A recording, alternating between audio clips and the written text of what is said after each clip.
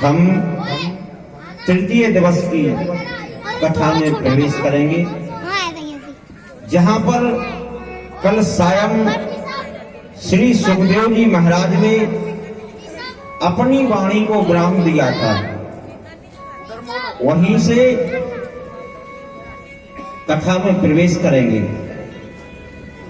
देखिए, जितनी भी कथाएं हमने आपको बताई हैं और जो कथाएं आपको बताएंगे, प्रत्येक कथा से आपको कुछ ना कुछ जीवन में सीख मिलेगी। और कथा कहने का मतलब ही यही होता है। कोई भी कथा हो, चाहे वो रामायण की हो और चाहे भागवत की हो और चाहे महाभारत की हो, चाहे शिव पुराण की हो, हर कथा में कुछ ना कुछ बहुत गूढ़ तत्व छुपा है।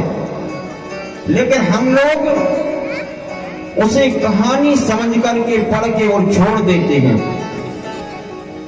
वास्तविकता तो ये है कि यदि हमने जो भी चीज अपने जीवन में पढ़ी और यदि उसको उतार लिया, तो फिर संसार में भटकने का काम नहीं होगा। आगे आज कथाएं आएंगी जो आपके जीवन से, जो जब अंत समय आता है तो अंत समय में क्या होना चाहिए और क्या नहीं होना चाहिए,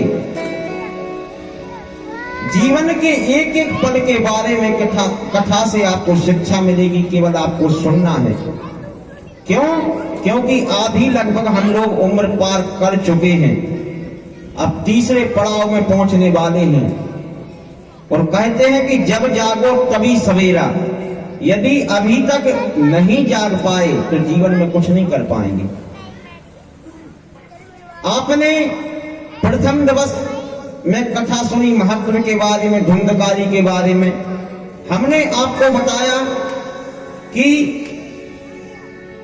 जो धुंधकारी था उसके माता पिता थे, उन्होंने अपने जीवन में भूल कर दी, अपने बेटा को सुंदर शिक्षा नहीं दे पाए, जिस कारण से उनका पूरा परिवार नष्ट हो गया, केवल एक पुत्र की वजह से। आगे सुखदेव जी महाराज का प्रागट हुआ। सुखदेव जी महाराज के बाद में आपने राजा परीक्षित का जन्म देखा है।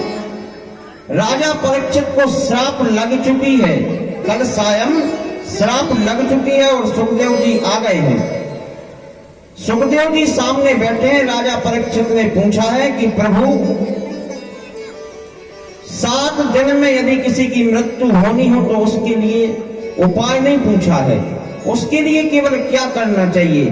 तो यहाँ पर सुखदेव जी महाराज ने राजा परीक्षित से कहा है कि श्वास श्वास पर कृष्ण भजी, वृथा श्वास जन खोए, ना जाने ये श्वास का आवन होए ना होए। उन्होंने केवल ये कहा है कि दुनिया में आप कुछ मत करो, केवल जितनी तुम्हारी श्वास बची है, प्रत्येक श्वास पे केवल भगवान का नाम लेते रहो और आपको कुछ करने की जरूरत नहीं है। आज सभी ऋषि और श्री सुखदेव जी महाराज राजा परीक्षित के सामने बैठे हैं।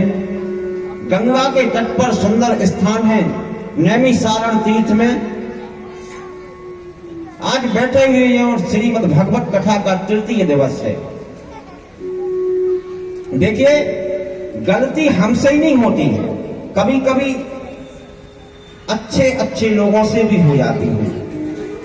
एक कथा श्रीमद् भागवत में आती है कर्दम ऋषि की। आपने कर्दम ऋषि का नाम सुना होगा। कर्दम ऋषि बहुत तपस्वी थे, जिन्होंने अपना पूरा जीवन तपस्या में निकाल दिया। लेकिन जब समय आता है, प्रभु की माया का चक्र चलता है, तो उससे कोई बच नहीं पाता है। आज कर्दम ऋषि ने संसार में देखा कि दुनिया खा रही है, पी रही है, नाच रही है, कर रही है, लेकिन हमने अपना जीवन तो पूरा तपस्या में निकाल दिया। इन्होंने शादी भी कर ली, बच्चे भी